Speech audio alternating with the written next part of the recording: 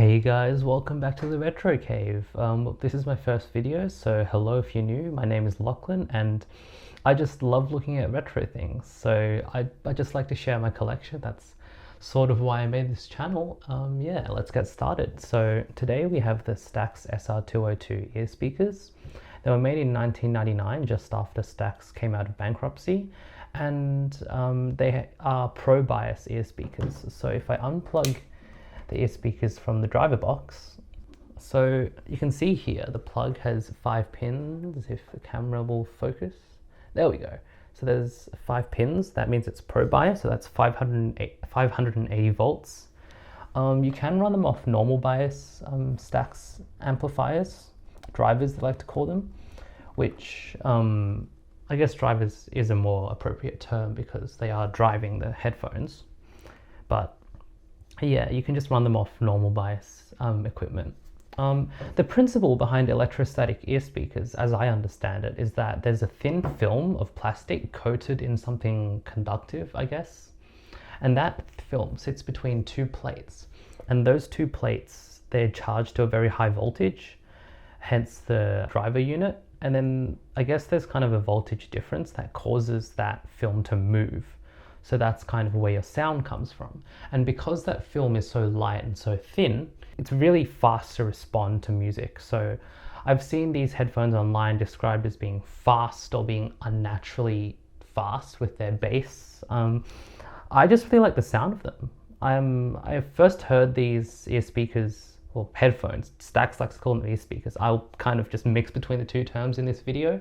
But I first tried these in Japan, or a similar model, like in the same lineage. So this kind of design with like the rectangular shape, and you can see, if I look at the camera here, it's like an oval driver inside. So this design is called the Lambda, hence the Lambda symbol up there. I know it's upside down, but yeah.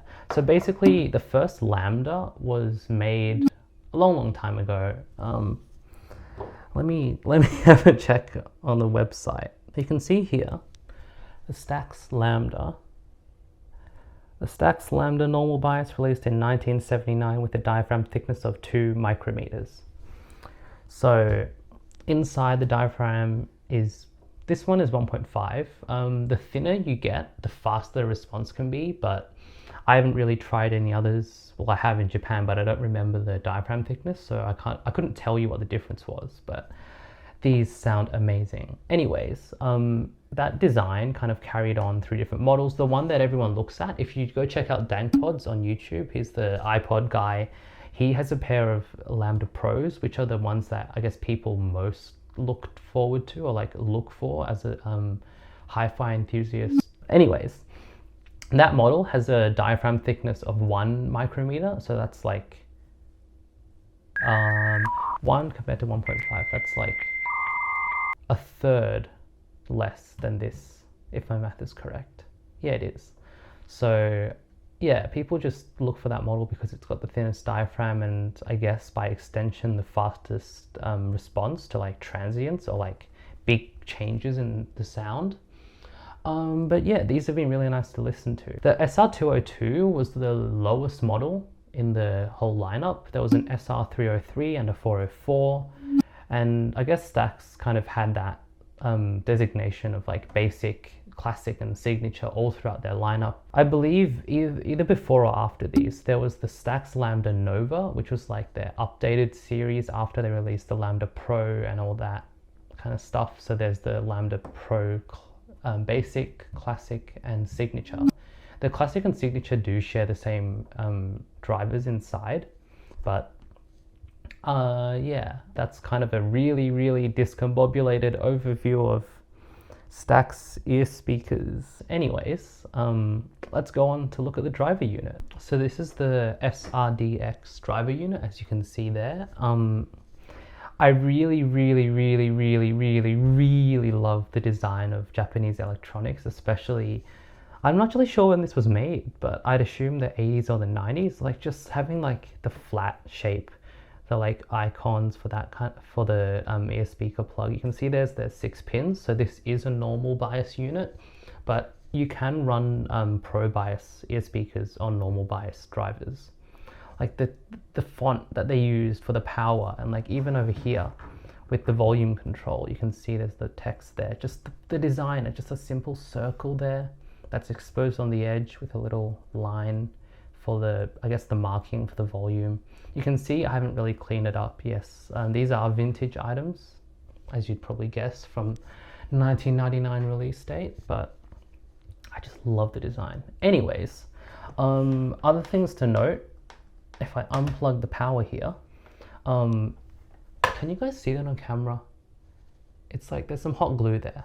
Okay, not really, but basically I did have to make my own power adapter. I believe most of the Stax Earspeaker driver boxes, they do run off 12 volts at like 0.4 amps, but you do need to keep in mind it is center negative, I believe. So normally power plugs are center positive, so the middle pin is positive, but in Stax's case, they like to be special.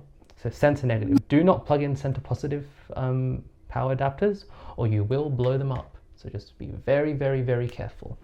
Other things to note about the SR-DX.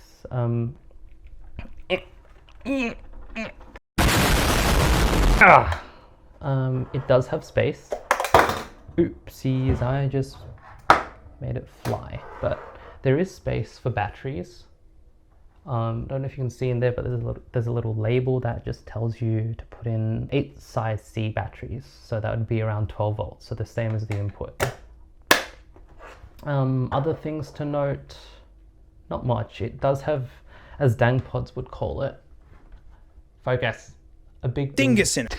I don't know if I want to say that term, but this 1/4 inch or 6.35 millimeter headphone jack. So a lot of vintage electronics, especially for like hi-fis and like the 60s, 70s, that kind of era, they would use the big plug to plug into your mic input to your headphone input.